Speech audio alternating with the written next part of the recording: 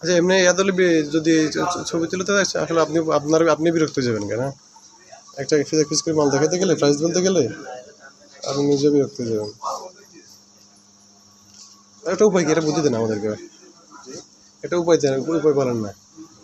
মনে করেন যে 4-5 লাখ টাকার মাল তো নিয়ে ইয়াতে স্টকে নিয়ে রেখে দিতে পারবো না, যে স্যাম্পল হিসেবে।